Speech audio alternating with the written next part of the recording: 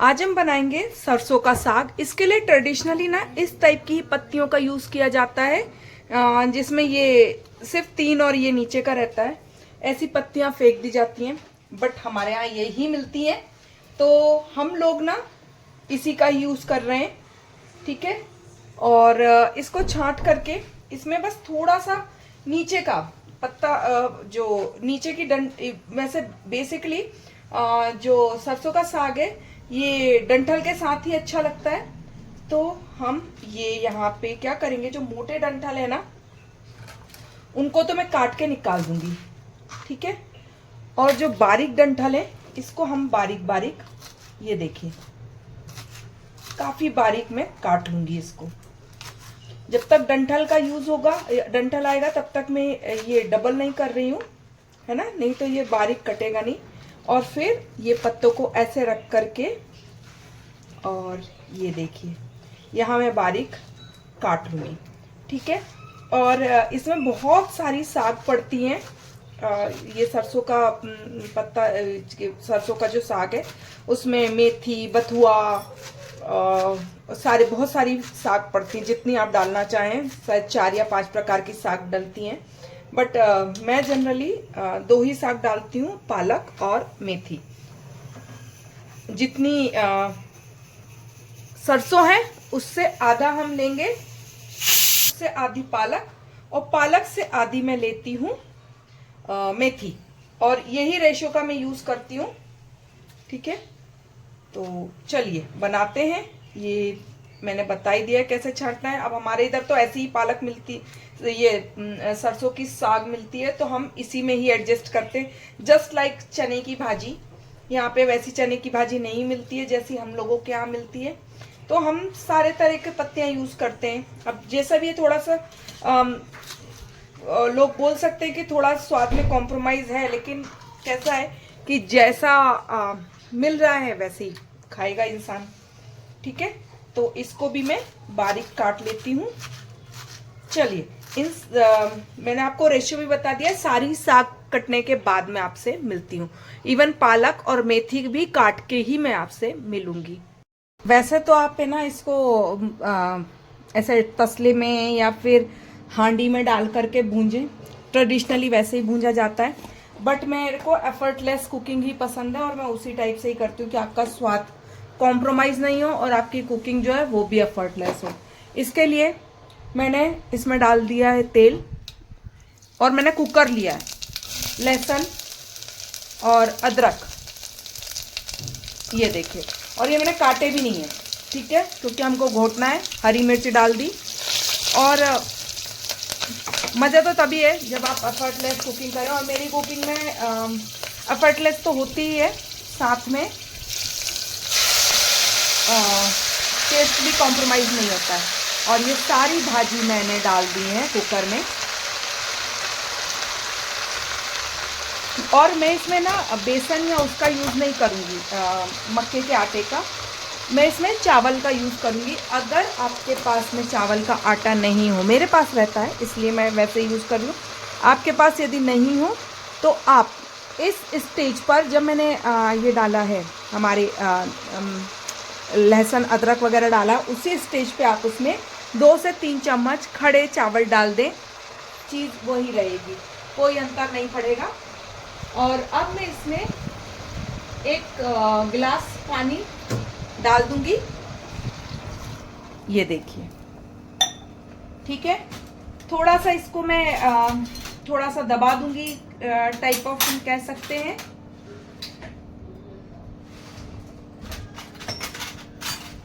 ये देखिए, ये इसी से ही मैं दबा देती हूँ, ताकि, क्योंकि मेरे को इससे ही बाद में मैं घोटूंगी भी। ठीक है।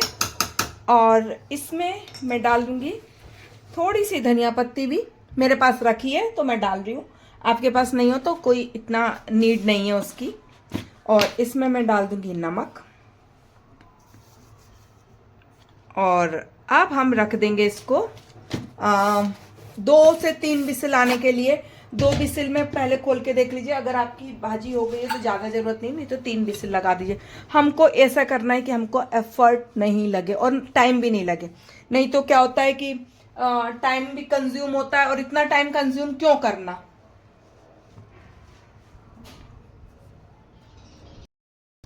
ये देखिए, ये हमारा भाजी हो गई है।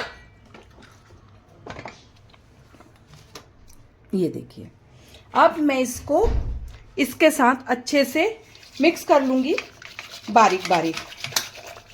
ठीक है, इसमें ही टाइम लगता है। आपके पास यदि वो हो ब्लेंडर, जो हम केक वगैरह जिससे करते ना, उससे भी ये बहुत जल्दी हो जाता है। चलिए, मेरे पास है तो मैं उसी से करके फिर आपसे मिलती हूँ।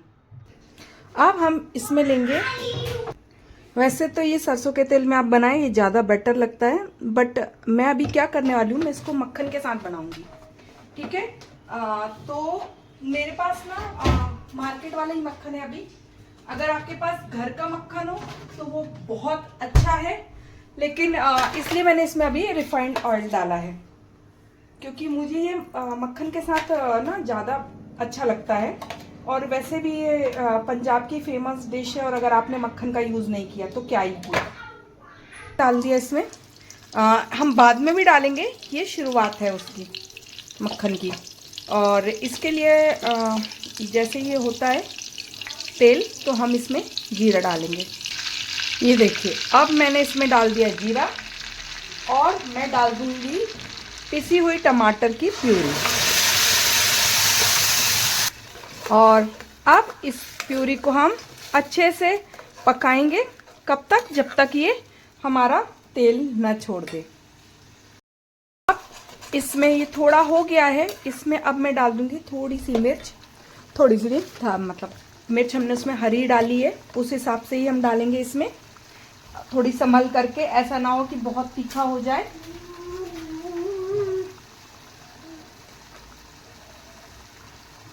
ये देखिए, और ये देखिए, अब इसको ये पकने के बाद में आपसे मिलती हूँ। ये देखिए, मेरा टमाटर हो गया है, पूरा तेल छोड़ दिया, बटर छोड़ दिया।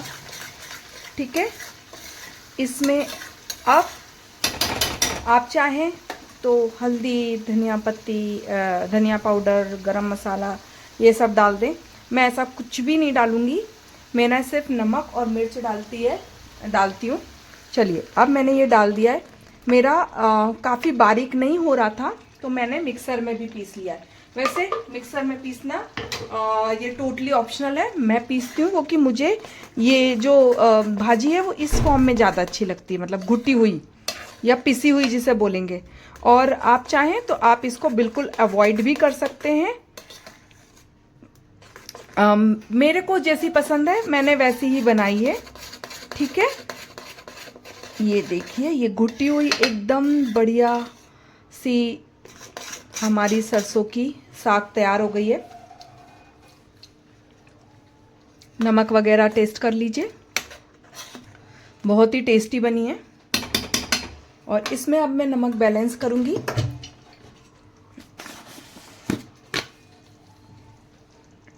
और मैं इसे, मुझे ना ये मक्के की रोटी की जगह ना चावल के साथ बहुत ज़्यादा पसंद आती है, तो मैं इसको चावल के साथ एंजॉय करूंगी। ये देखिए, और लास्ट में आप चाहें तो जो हमारा रेगुलर जो छोंक रहता है वो आप लगा दें। ये टोटली अप टू यू है। अब ये पूरी बस इसको हमको घोटना है और थोड़ा पकाना है। जैसे ही पकेगी फिर मैं आपसे अगेन मिलती हूँ।